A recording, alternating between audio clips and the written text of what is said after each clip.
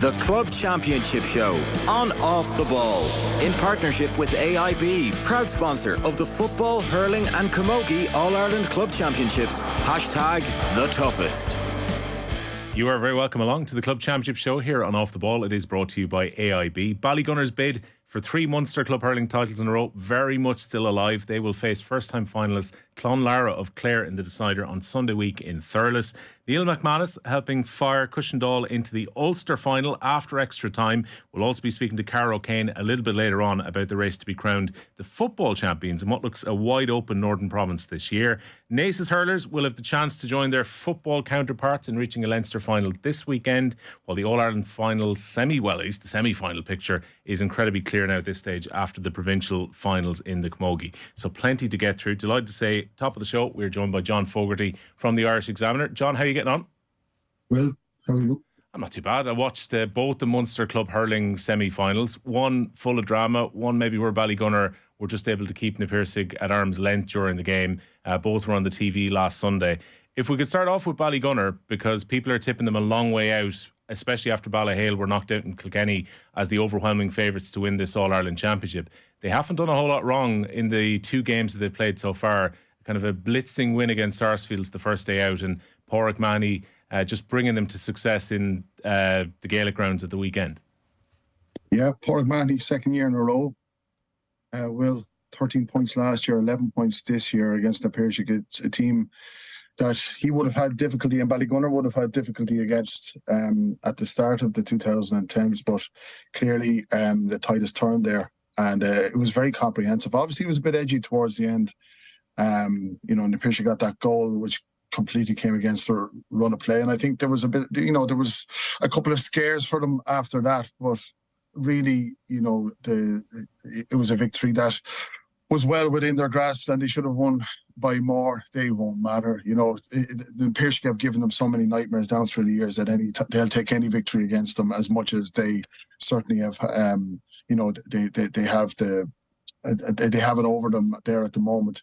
You mentioned the game against Sarsfields. It's very rare. You know yourself. Semi-finals are only for win and will, and they have managed really well to bridge this gap from the early Waterford final until the start of Munster. And I think they're actually grateful in many ways for quarterfinals, because if it was a semi-final, they would have been waiting 10 weeks.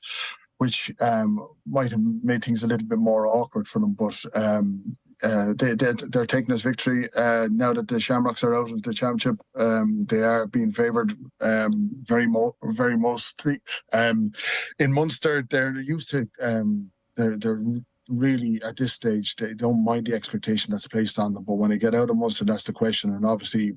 That's something for another day, because Clonlara are there as much as, by my calculations anyway, they've beaten the Clare champions in their last 5 Munster championships. So it's nothing new to them, as much as it's definitely going to be a novelty for Clonlara. Yeah, I mean, they handed out a right beating to Ballyea a few years ago as well, which was, I think, a quarter-final as well. It is amazing how they actually worked this break, John, because, for Naomh and Wexford particularly, who similarly had a very long layoff, and Mount Leinster Rangers were talking about this as well, that it is incredibly difficult to try and bridge that gap. But Ballygunner may be unique in being able to actually not have any particular problems with it. Yeah, well, it's interesting, especially when you're hearing now that Wexford, obviously, who Waterford replicated in a way in their championship in terms of the block hurling first and then the football afterwards. Not that there's buyer's remorse or anything in Wexford, but I think they're going to change to alternate weeks, very much like the likes of other dual counties, Orchard, Galway, Tip, Cork. Whereas I don't think doesn't seem to be any appetite to change it in Waterford at the moment. So we're going to get we're going to be used to this for a while, you would imagine, until somebody stops Ballygunner in Waterford. And as much as there's a lot of good underage work in the likes of De La Salle and Mount Sion and Rowan Moore as well, that there's no let up here, and there doesn't seem to be any let up in any shape or form. Obviously, we know some of the stories that Desi Hutchinson and a few guys go off to play football with Galtier just down the road in Dunmore, and that kind of bridges the gap for a few of the guys. Other guys are just happy to take a rest, and you would imagine the likes of Pádraig Mahony, who has a lot of mileage there, as much as he's a young man. Stephen O'Keefe, Philip Mahoney, Barry Coughlin, they're just happy for the rest because it is quite intense, game on game in the Waterford Championship, and it is something that if you talk to the Ballygunner boys, it's something that they would like change a little bit because the intensity is quite incredible. But by the end of it, Will, especially the veterans, they're just delighted for that break as much as it for us, for you and me. It just seems like a hell of a long gap between that and the provincial championship. Yeah, we're just thinking a couple of weeks ago after that first round win as well. It's almost a unique situation that Ballygunner find themselves in as well, where some of those players who have retired recently from intercounty, like O'Keefe, like Pádraig Mahoney, are still at the peak of their powers and now 100% committed to their club on it, which like that has to be an incredible thing for any club to have, because usually when you get your intercounty players, it's after maybe they're past their peak when they're concentrating entirely on club.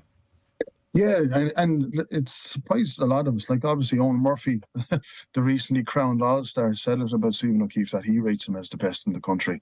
I imagine he still does. Saki just doesn't seem to be any let up in him. They are benefiting from it, but obviously there's still it's an elite setting, which I imagine appeals to a lot of them in Ballygunner.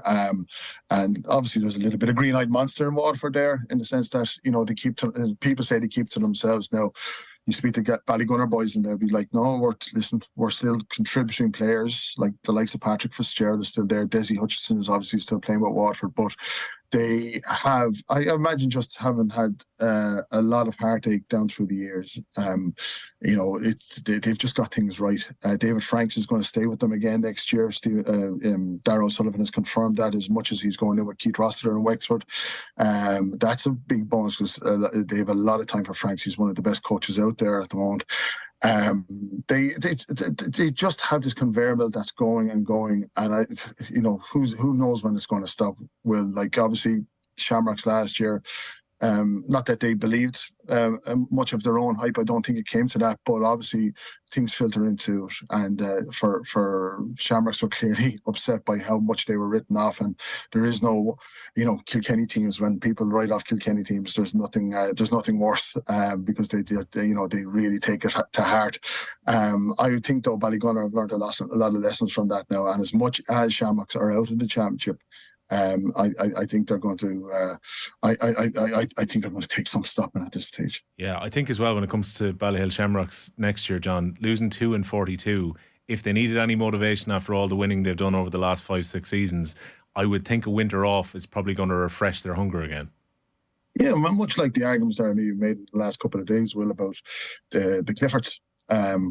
I think it is that little bit of respite, as much as they don't want it. It's good medicine for them, and seeing if Ballygunner go on to win Munster and go on to win the All-Ireland, as a lot of us expect they will, that there'll be no, there'll be no better motivation for them there. Just to take up a point that you made earlier on as well, like, Ballygunner don't change their team a lot. Very much like Limerick as well. Speaking to Pat Ryan, the Cork manager there recently, they're looking at a more concentrated group next year. It seems as if the best teams are, there's not some people might say it's inertia, other people just say it's a settled team. Like that team, that Ballygunner team, Harry Ruddle still can't get into it as much as, it's the Harry Ruddle final, and I think that upsets Ballygunner in the sense, that not that they know, obviously they're very thankful for Harry Ruddle winning that All Ireland, but almost that they snatched it. And it's the old Ger Loughnane saying, win 1 is great, but win 2 you become a super team. And I think Ballygunner that's a big motivation for them. But that team is very settled. Ronan Power's still there. Billy O'Keefe, obviously a club player of the year, a club player in the club All-Star a couple of years ago. He can't get into the team at the moment. That settledness, so for want of a better word, it really seems to suit them, and they do have a bench there. And that was the concern from Na Piarsaigh at the weekend, that with their injuries they didn't have the reserves to bring in, and so it proved it just didn't work for them in the end. We were actually chatting about the Na Piarsaigh goalkeeper, Shane Dowling, who is in this very different role at this stage. Made a great save from Desi Hutchinson early in the game. His puck-outs are really good. We were kind of wondering here on Monday, if he wasn't got in with the Limerick minor team, if potentially this is the type of guy you might look at as a sub-goalkeeper for the county team. A couple of times I've seen him this year, he seems very settled between the goals. Yeah, and from talking to him last week, he seems it, and it's obviously it's elongated a career which he felt he was waving goodbye to at one stage there. So It's not a case of just, and he would be aware of these things as well, working in the media, that he's seen as a guy, oh yeah, they're plumosing him, they're putting him in goal, they're giving Shane a role. He knows full well that he would have had to have earned that. And up until, from my understanding anyway, up until the start of the Limerick Championship, it was very much between himself and Evan Condon, and there was no favouritism shown. Obviously they know the quality of the puck. There's few pure strikers of a ball out there than Shane Dowling, but obviously he's added to it, and he's made the saves as well. Like, as he said himself last week, it's not about making saves, but at the same time, even with his knee difficulties, even as he admits himself, he's a little bit weaker on the right hand side. He wasn't really caught out in any shape or form in that regard. So that argument, is absolutely a genuine one to have, because if it wasn't for the fact that he is so eager to coach and so eager to go in with the Limerick minors, we could be saying that he could be the auxiliary to Nicky Quaid, because obviously guys like Barry Hennessy, these guys have gone now, and that position behind Nicky has, there hasn't been a settled guy there, and obviously we're going to get to the stage where Nicky's in his mid-30s now, where that conversation has to be had. Who is going to take over from him? The other semi-final, the 2:00 game, was a thriller, particularly in the finish, if anyone was watching the closing stages of it, because Killadangan find themselves in that position where they're down to 13 men, but yet they find themselves to go ahead. So Dan O'Mara, Sean Hayes have been sent off. They get themselves still ahead. I think it was 73 minutes they were still in front. But Clonlara send 3 points over late on in the game to win it, and it's Clare underage star in Dermot Stritch who gets the winning point. What a way for Clonlara to win a game. No, sensational. And obviously a lot of people making out with his 4 points and his 4 assists. Man of the match for John Clonlan was completely deserved, and what a weekend he had. It was amazing to see a lot of the guys there on Friday night, like Will O'Donoghue and what have you, minding themselves, obviously, but knowing full well what was coming on Sunday. And John Clonlan certainly minded himself, as he proved there. And again, he just showed his versatility in the sense that, as much as, and I would have been, I would have had serious doubts about him going centre back for Clare. Will, I just wondered if it would have worked. Obviously, they trialled it, and it has paid dividends, because obviously he was missed in last year's All Ireland semi-final. When that was just a bad day for Clare at the office in that regard. Whatever about tactics this year, but Clonlara, it's a lovely story. The concern is for them, obviously, going into this final, they're coming into propellers against Ballygunner. Now, from my understanding, Ballygunner were looking for Páirc Uí Chaoimh for this final, right? And obviously it's been set in Thurles. Now, I don't think Ballygunner are going to cry about playing in Thurles, where they've been very successful in the past. But Clonlara were looking for Thurles, and so it's proved. So you might say it's one victory for Clonlara there already. But the Galvins, there's a great backbone to that Clonlara team. Obviously, you would imagine, a bit to a lesser extent, the 4 weeks was very difficult for them to bridge from winning a first title in so many years to playing Killadangan, who were coming off, a game in 2 weeks previously, 3 weeks previously, I should say. So it was, it was an awkward one for them, and it was extremely awkward when they had that numerical advantage at the end. Yeah, because I kind of thought from Killadangan's point of view, they come through a couple of difficult games with the tip final and the replay, and you're thinking they're on home soil, they're probably match hardened coming into this. Understandably, as you mentioned, Clonlara are off the back of a success which you would understand if they were celebrating it. And I kind of thought from that point of view it was going to be Killadangan on the day, but I suppose the 2 red cards swing the game, don't they? I mean, eventually that numerical advantage just kind of caught up with them. They do, Will. There's no denying it. And, obviously there was, some doubts about the red cards. I thought the first one was absolutely a red card. I don't think that Dan O'Mara could have any question about that. Second one, I've seen them not given in the past. That was very much of 6 of one and half a dozen of the other. Obviously, linesman Johnny Murphy saw it and he reported it to Kieran O'Regan, the referee, and so it happened. But you got to give some credit to Killadangan the way they fought back. Obviously, he was one of the journalists, I was one of the journalists, I should say, that Alan Flynn spoke to after the Tipperary final, and, that was very much, that victory was very much a kind of like, they were motivated by the fact that, only a couple of them got into the Tipperary I bet that was material you weren't expecting after a county final, because we all opened up the quotes and went, bloody hell, this is explosive. Not usually what you hear. Usually it's we're delighted to get over the line. Fantastic. They have the cup coming back to the parish. No, he very much used his platform that day. Yeah, he's a good talker, Will, as you know. He's a good talker, but honestly, he had given an absolutely rousing acceptance speech. And you have to understand, there was no crowd, there was barely any crowd the last time they won because of obviously the pandemic and the crowd restrictions. So he was going to take his opportunity there. But when we approached him, obviously, we knew that here was a man who was in the Tipperary panel and was no longer in the Tipperary panel. And obviously, Liam Cahill felt, he had reasons for why he picked the panel like he did. A lot of people felt when he went into Waterford that he was unfair on Noel Connors, who was the captain the previous year for Waterford. Liam, has a certain idea of a player in his mind. Whether the speech that Adam Finn gave to us after that game is going to hurt his chances of getting back in remains to be seen. But Killadangan went out on their shields. There's no denying that. The fact that they went ahead like they did, being with 13 men, they can hold their heads high. There's no denying that. At the same time, Clonlara, the character that they showed to win like they did, it'll have to serve them well going into the final. As much as I think a lot of us would be worried. From a neutral perspective, that this is right up Ballygunner Street. Yeah, I guess, look, if you're the Clare champions in this case, you ride the wave a little bit, because for these players, okay, some of them have played inter-county for Clare in big games, but this is the first Munster final for this group of players, and so therefore you're going into a game where you would think all the talk is going to be about Ballygunner. We mentioned earlier how they're favourites to win the All-Ireland, and they just go out there and try and get back-to-back wins in Thurles. Yeah. The psychology thing was something that Darragh O'Sullivan mentioned afterwards. It has been a thing that they've spoken about. Obviously, Shane O'Sullivan is a professional, and he's still playing like Benjamin Button, rolling back the years at wing back. He's playing some really solid hurling.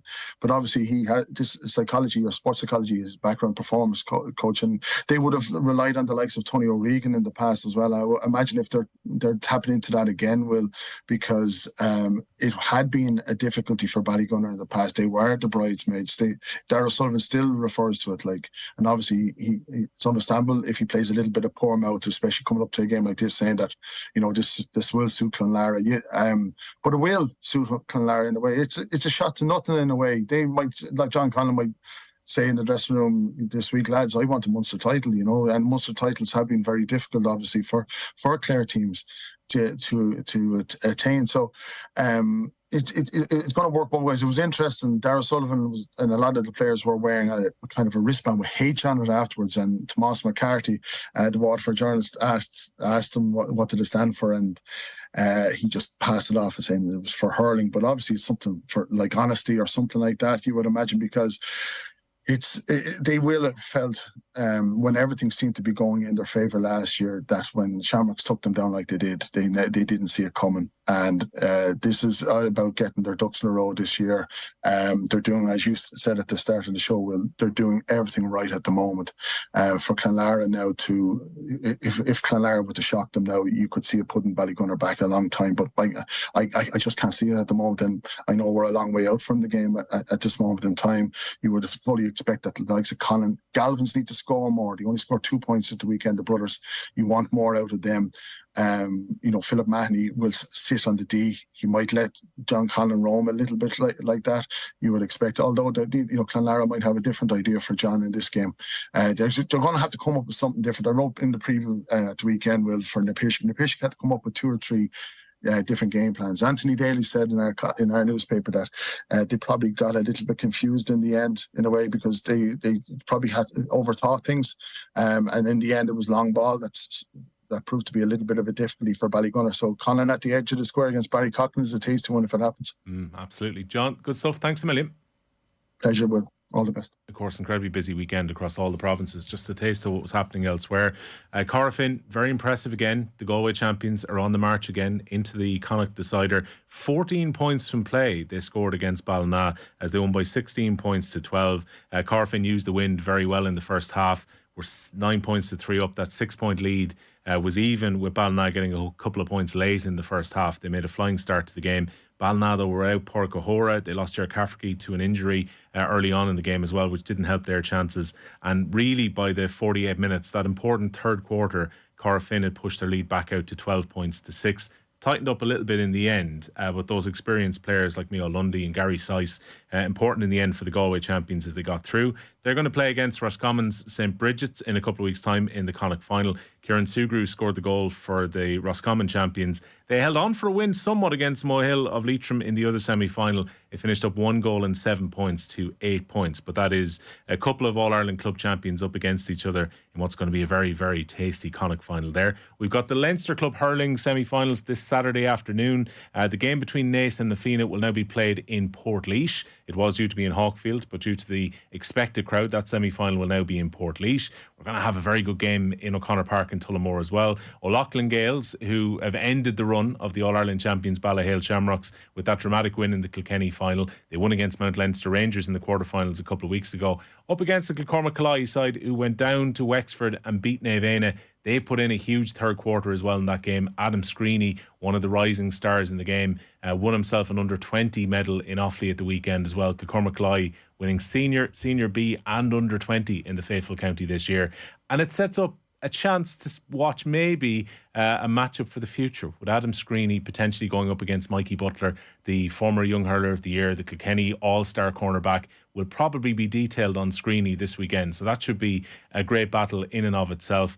This Kilcormac Collie side backboned really by the Offaly under-20 team that got to the All-Ireland final where they lost out to Cork last year.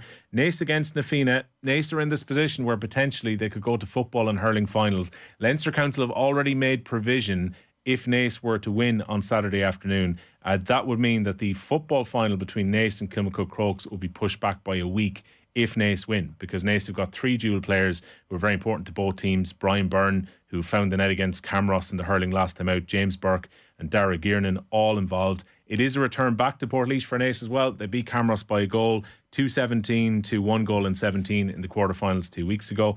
Colin Curry, very much the star for Na Fianna. 9 frees he scored against Raharney, where they won by 124 to 19 points in Mullingar last time out. Colin's been over the frees, primarily because Dublin star Donald Burke has been injured for the last month or so. We're not sure if he's going to be able to play this weekend. All expectations are he'd be ready for Croke Park next week. So he's just about coming back to fitness, and he sat down with RGA reporter Tommy Rooney. You're in the middle of a phenomenal run for your own club at the minute. Na Fianna have won the Dublin County title for the first time. You've got a Leinster semi-final coming up against Naas. Unfortunately for yourself, you got hurt a couple of months back. You did the hamstring against Clare, and it was described as a serious hamstring injury. Like, what is a serious hamstring injury? Yeah, so I tore my hamstring tendon off the bone. So it's a sore one. It's just right at the top of your hamstring. Yeah. That's back in June. End of June. Yeah, that's. Everyone says the hamstring needs time, but that's a fairly significant one. Like, so is it the patience and I suppose the rehab over the last few months trying to get back? What's that been like for you? Yeah, just the first 2 weeks are slow because you can't really do much, but once you get started, I suppose ramping up the strength work. The few weeks, the last couple of months have actually gone quick enough just because it's been so hectic with the club and all, so it's not too bad, but nearly there now, maybe another month or so, hoping to be nipping hooked in. Okay, I'll take you on your word for that, a month or so. Good man, you never know, sometimes it can be miraculous recoveries. The club winning, right, you had heartbreak with Na Fianna. You lost 2 county finals in 21 and 22, so you're obviously heavily involved in them. A theme of today and some of the county final winners that I've been chatting to recently has been hunger and battling that hurt. Is that something you did this year? Like, it feels like a cliche, but I know from being in dressing rooms myself, you can do it. I suppose, yeah. Can you get blinded by that sometimes? Yeah, we tried not to, I suppose, linger on the past. We would have, I suppose, watched the previous final there during the summer, and we kind of drew a line under it then. Like, so we're kind of just looking forward then and taking every game as it came. We probably weren't playing the best. We lost our first group game, and we thankfully we had our bye the next game, so we had a few tough weeks of training and just came back and we kind of ran a bit of form then, and thankfully we kept it going since. You were Marishka in the county final, unfortunately. What was that like?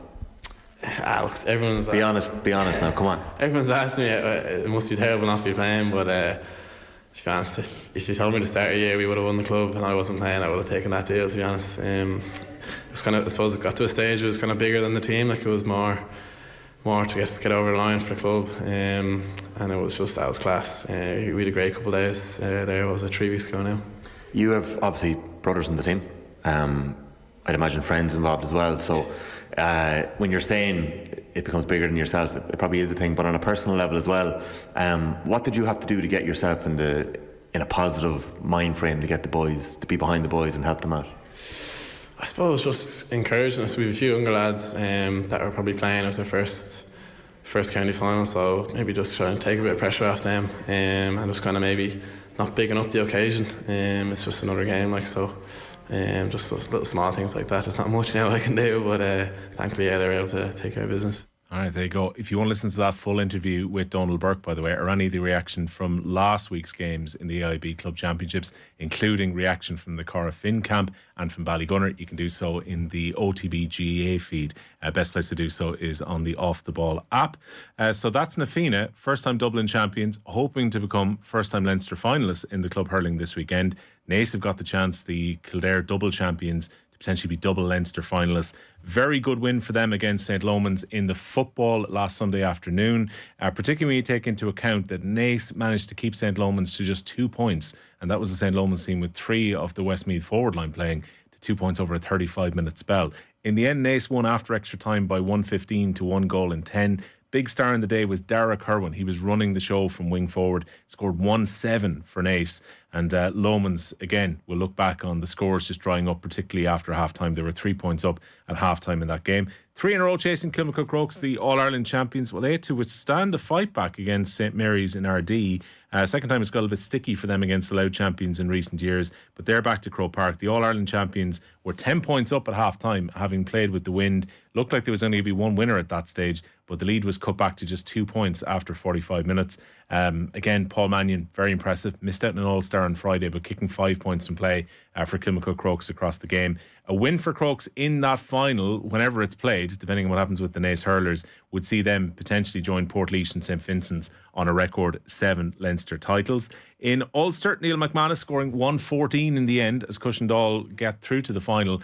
This was a high-scoring affair. After extra time, Cushendall beat Portaferry of Derry by 4 goals and 28 points to 3 goals and 19. It looked like the Down champions were about to win until McManus stepped up to equalise the game with a free about 25 metres out laid on, went for blasting operations, scored the goal, sent it to extra time, and then we had a host of goals which were scored within extra time as well. Joe McLaughlin and Alex Delegry scoring for Cushendall, and they will now play Slaughtneil of Derry in the Ulster hurling final in a couple of weeks' time.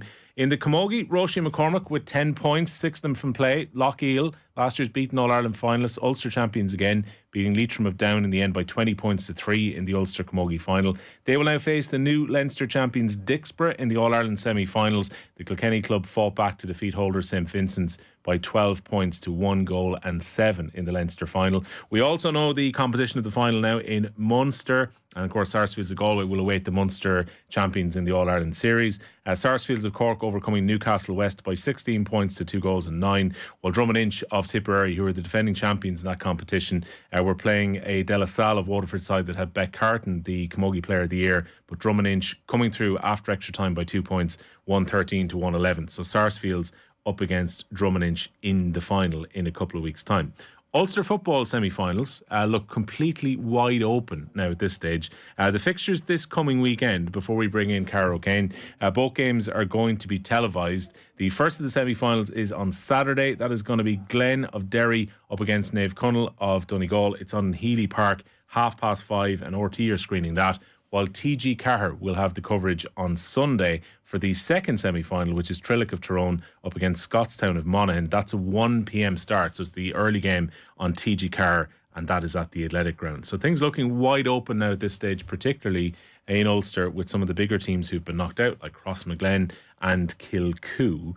Just to let you know, before we break in more detail in what's happening in Ulster this weekend, the other matches which will take place across the weekend just to come. We've got those Leinster Club Senior Hurling Championship semi-finals, which are both going to be played on Saturday afternoon.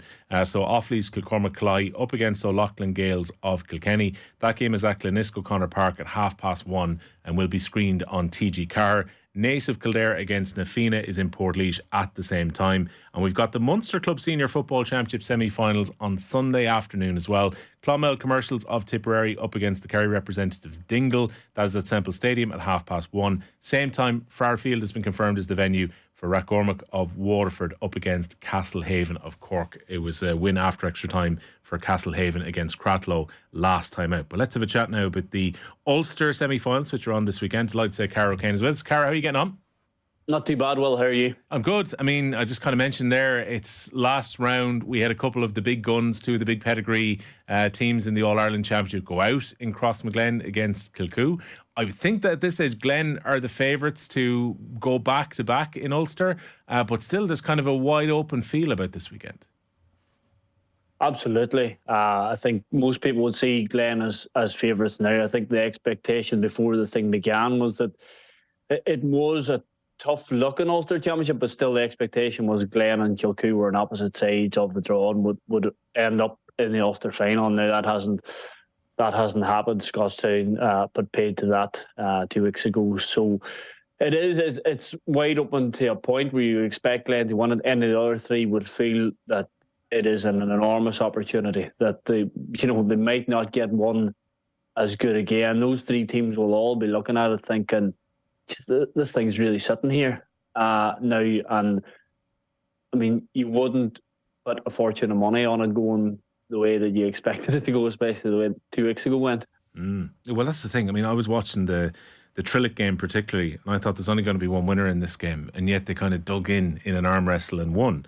And that always kind of gives that chance that they could maybe take out Scottstown on Sunday. But if we could start off with Glen against Naomh Conaill, I mean, again, I suppose, look, Glen have done nothing wrong whatsoever. You would think, we were talking about motivation for some of the hurling teams like Ballygunner, the pain of losing a semi-final last year, but particularly the dramatic circumstances of last year's All-Ireland final. Glen must be stacked with motivation this season. Yeah, it would be. I think you look at the history of All-Ireland winners in recent years, a lot of them have lost one to win one. And Glen would have, once they settled, sort of looked at that and realised, look, their age profile is perfect for another few years of this. They're a very young team in terms of no real elder statesmen at all at this stage, and they still have most of their fellas in their mid to late 20s, so they're perfectly primed to come back again. It's just the mental and physical side of putting back-to-back Ulsters together. It's not an easy thing to do at all. They probably have set themselves up with the best opportunity of doing that by, they didn't really put an awful lot, even though they were very comfortable in the league and very impressive in the league in Derry. They didn't put much into it and sort of timed their run, even the group stage of the championship. Remember Swatra scoring 3 goals against them, and people are thinking, God, our Glen wavering a wee bit here, but not a bit. They were timing it, and they pretty much almost walked out of Derry in terms of big second halves were enough. They had a tough semi-final against Sackneil. They were looking like they were having a tough final against Marfelt for a half, but were absolutely brilliant and served a wee bit of notice, I thought, in the second half of that game, particularly where they just blew Marfelt away. And it would have been interesting to see how the Carrigan game would have gone had Tomas McCann not been sent off when he was. And it wasn't just the Carrigan went down to 14 men, which has kind of been lost. And Tomas McCann is such an important player for Carrigan as well. Was named Club Player of the Year in Antrim there at their All-Stars at the weekend. So that got glossed over a wee bit too, just how big a loss he was.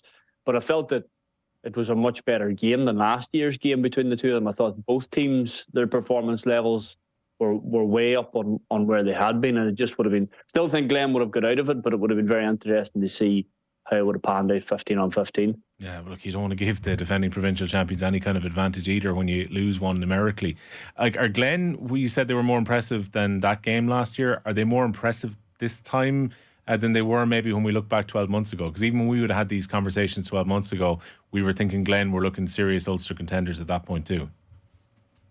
Performance-wise, probably not at this stage. I think they have built into a lot of games and had big second halves, is the way their championship has kind of gone.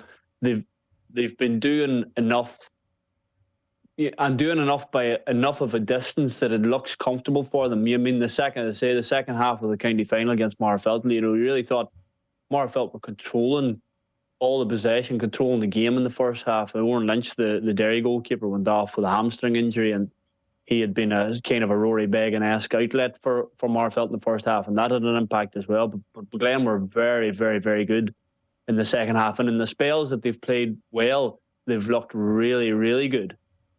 I suppose those spells maybe just haven't been as prolonged as they would like them to be through games, but there's definitely a sense that there have been bits of that performance there, and if they can just stretch it out over longer periods of time, there's no sign of. I mean, there shouldn't be any sign of any dip. Their physical profile and their age profile. You take it on paper. You put Kieran McFall back into the team, who missed that run last year. They're operating off pretty much the exact same 15, with the exception of sort of Tiernan Flanagan, who hasn't been able to get back in. He travelled and came home when young Danny McDermott, who's still minor, or just out under 17, is doing remarkably well and having a great season. So on paper, they've probably actually strengthened from last year, and it's just knitting enough of a performance together. But when it comes, it's going to hurt somebody. Well, let's see if Naomh Conaill can put some hurt onto them, or will it be Glen handing out the hurt this weekend? What's the case for a Naomh Conaill victory potentially here? I've seen Naomh Conaill in the flesh a good few times over the last couple of years. And I don't know if there is a club team in Ireland that defends as well as Naomh Conaill do. I know, probably watching TV, or you look at it even on the ground or in neutral, and you think it's just horribly ugly at times, the style of play. But they are so good at it. They are awesome at it. The way that they lay traps, and the way that they go after turnovers, and the way that they don't foul. They're so disciplined in their tackling. And look, I haven't actually got a chance. I don't know what the weather is to be on Saturday in Omagh. If rain comes in Omagh, it could soften that pitch up a lot. And and then the way Naomh Conaill play, it could come to be a very, very tricky assignment for Glen. Naomh Conaill are very, very disciplined and very, very structured in the way that they play. Even their attacking game, they get the right ball carriers on the ball. I suppose for opposition teams looking at them, and it's been something that nobody in Donegal has really been able to do, is get a handle on Kieran Thompson. He's been the best club player in Donegal football for the last few years. He's been absolutely unbelievable for Naomh Conaill at times, dragging them through games, and he's a big player for them. They got out of jail against Gowna, the last minute goal. But even that, you have to give great credit to Anthony Thompson for actually knowing the rules on the square ball, where instead of dropping the free in, he played it short first and then dropped it in, which basically, the same ball in from a free would have been a free out on the square ball. So that, that wee bit of experience and that wee bit of just calmness in the 65th minute of a game to think, well, if I do this, the game's over, I'll play it short first. It was brilliant, but there's no doubt they got out of jail. Yeah, it is. I suppose that calmness is really important when you consider a defence is understandably, I won't say going to panic, but they go into a defensive mode where they think, let's get as many players back as we possibly can. We know that a goal is required. So if you're a Gowna defender, you're thinking, right, we're just going to make ourselves difficult to break down. And then that little bit of cleverness was just enough to make the break for them. Exactly, just enough. And it's something I suppose teams have become a wee bit more aware of in the last couple of years. I suppose the square ball rule changed and took a long time for people. There was a goalkeeper, was always my pet hate, but even the referees didn't seem to know it.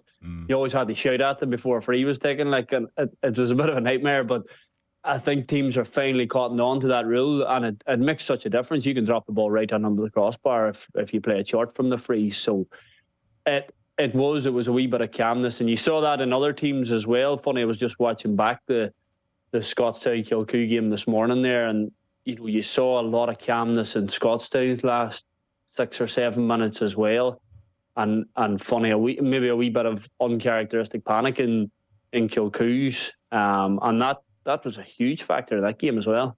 That was some win for Scottstown, really, because we saw Kilcoo, okay, in the preliminary round, they eased to victory, but the way they were moving the ball around, the impressive running that we saw during the game, the team goal that they scored, the one that was palmed in, you're thinking Kilcoo were just kind of cooking nicely ahead of coming to the quarterfinals, and Scottstown laid the trap and knocked them out. It was a brilliant one for Scottstown, but I suppose they would have, even if you, again, just watching it back in the cold light of day this morning, well after the event, and you think that they always looked like a team that knew what they were about, that never felt like an underdog. Even the penalty, the reaction, Darren Hughes, I watched it, but I thought it was harsh. The penalty that Kilcoo got, Keelan Doherty kind of ran into Darren Hughes and went to ground. And there was no big protest from Scottstown. You feel as an underdog, right? That's a massive moment in the game. This game's, we're a point up here. Kilcoo, a team as good as them, have been given a penalty, a soft one. You kind of nearly expect people to go a bit mad. And they didn't. Darren Hughes turned to the umpire and went, what? And that was it. And they just walked away. Paul Devlin stuck the penalty in the net and they just went on. And there was a real composure about them that suggested they were a team that, they knew they were going to take Kilcoo to the wire. And like Kilcoo came out of Down playing probably some of the best football they've played on any of this 11 or 12 years that they've been. It's one of the most comfortable Down championships that they've won. They were brilliant. I was at the Derry Gonley game. They were really, really brilliant in the first half. But even in the first 10 minutes, you could see the wee things that Scottstown probably picked up on, and one in particular was that they just are Dylan Ward is away travelling, and they just are lacking in midfield for that wee bit of height, and if teams can squeeze them, and in those last 4 or 5 minutes, Scottstown just pushed right up and made Kilcoo go long, and had a massive impact on that spell of the game. So even as brilliant as Kilcoo were, the first 5 or 6 minutes of that game, Derry Gonley went long 3 times to Ryan Jones, and Jones was able to win the ball standing still. He didn't even have to jump.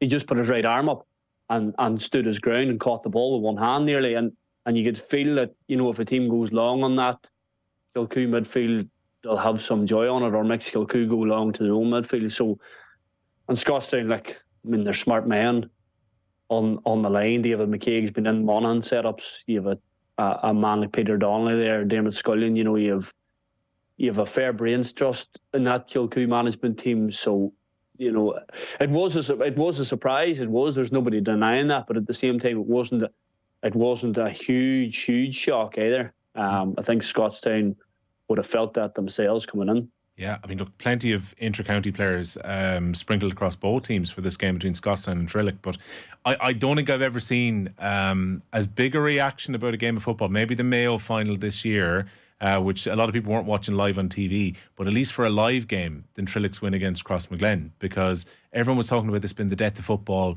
the dog coming onto the pitch being the only entertaining thing during the game, etc., etc. And Trillick, who were, it looked like Crossmaglen were in a very strong position in that game, found a way to win. Can they find a way to win this weekend?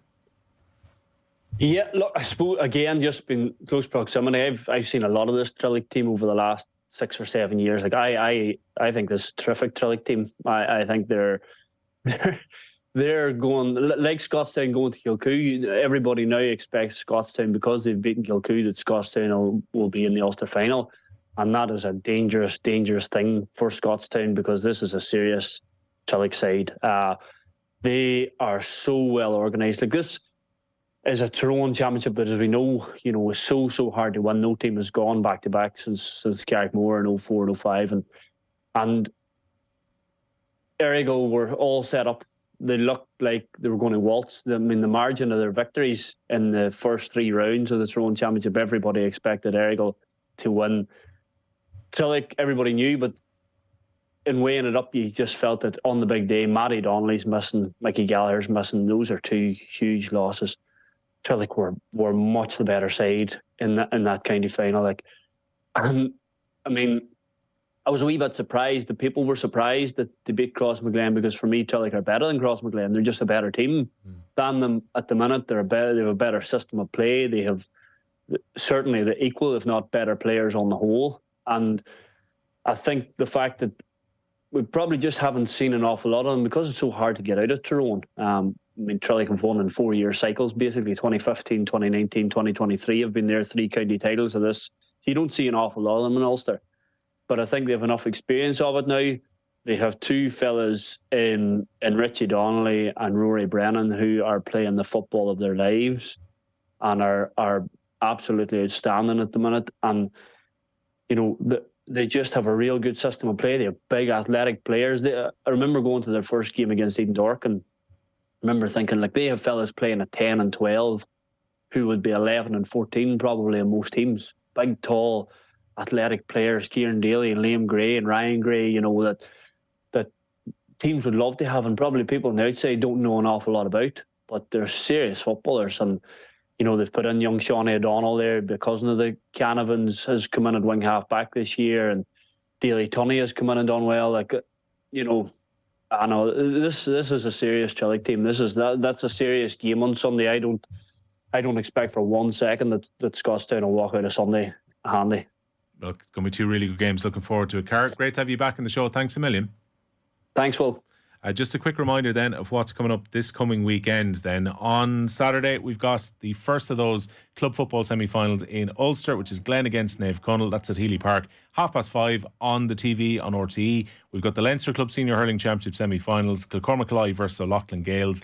TG Cahair showing that one at 1:30 on Saturday. Naas against Nafina in Portlaoise at the same time. And then on Sunday, focus switches. Both of these Munster Club senior football semi-finals are available to watch via Munster GAA. You've got Clonmel Commercials of Tipperary against Kerry's Dingle. That's at Semple Stadium, 1:30. Same time, Rathcormac of Waterford up against Castlehaven of Cork. That's at Farr Field. And then you've got the Ulster Club Senior Football Championship semi-final, televised on TG Cahair, 1 o'clock. Trillick of Tyrone against Scottstown of Monaghan. That is at the Athletic Grounds. All that to look forward to. We'll be reviewing it all next week. Hopefully you can join us, the Club Championship Show, here on Off the Ball, with thanks to AIB.